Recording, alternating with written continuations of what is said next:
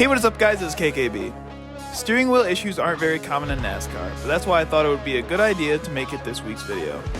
I hope you guys are enjoying the content on this channel, and if you are, feel free to leave suggestions down in the comments section down below.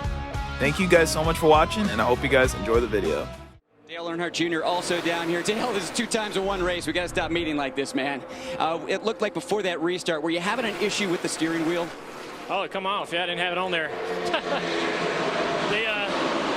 Luckily, it was under caution. I just grabbed the shaft and steered the car that way, and I ripped the skin off my hand, but I wasn't going to let it hit the wall.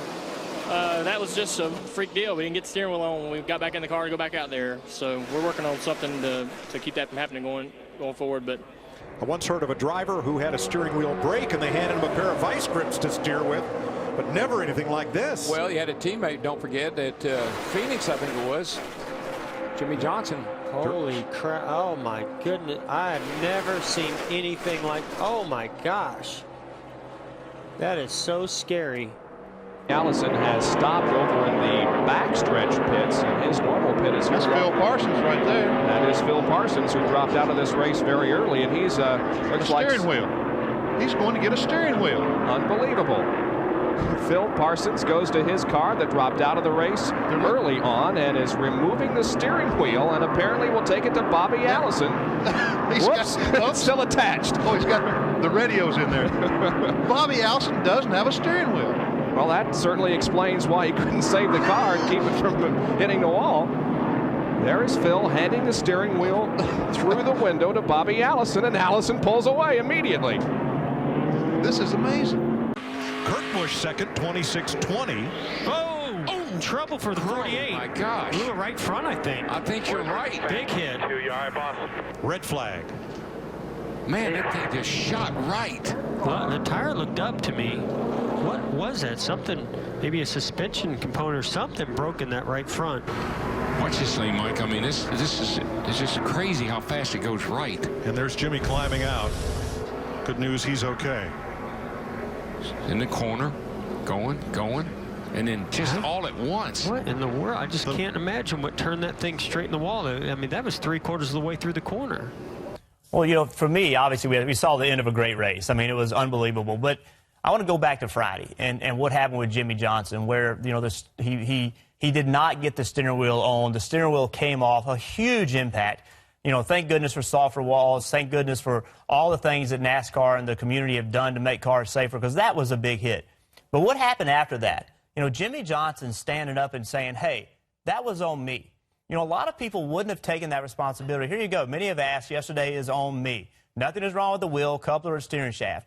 I didn't get the wheel locked into place. That's taking ownership. That's saying, you know what? I'm a 6-time champion, but I still make mistakes.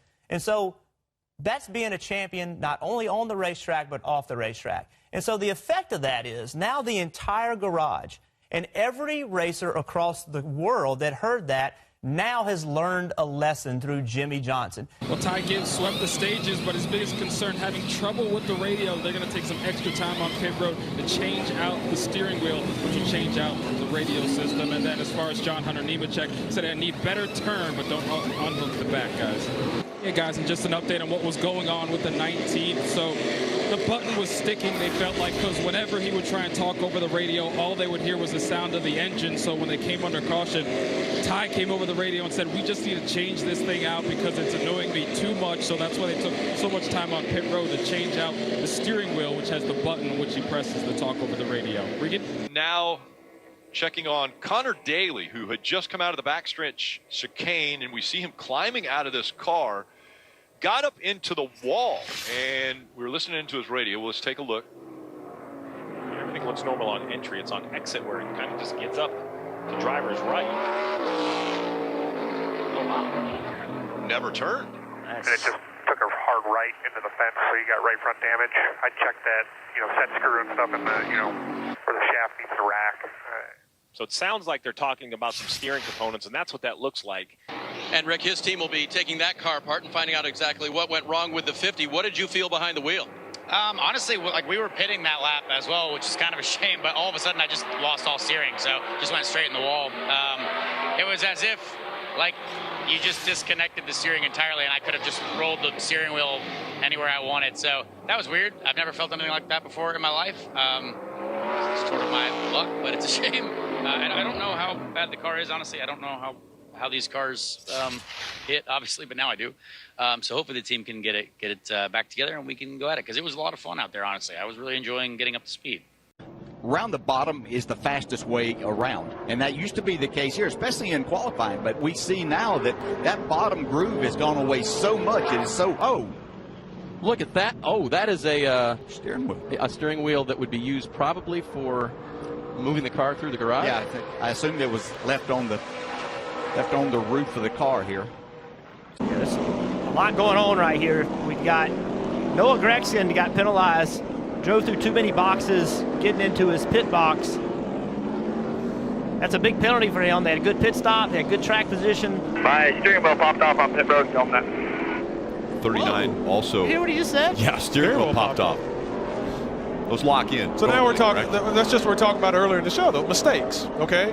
Mistakes. And then you look at the converse side of that. AJ Allmendinger just wins his 10th stage, the most of anyone this season. He continues to put the building blocks in place to win this championship.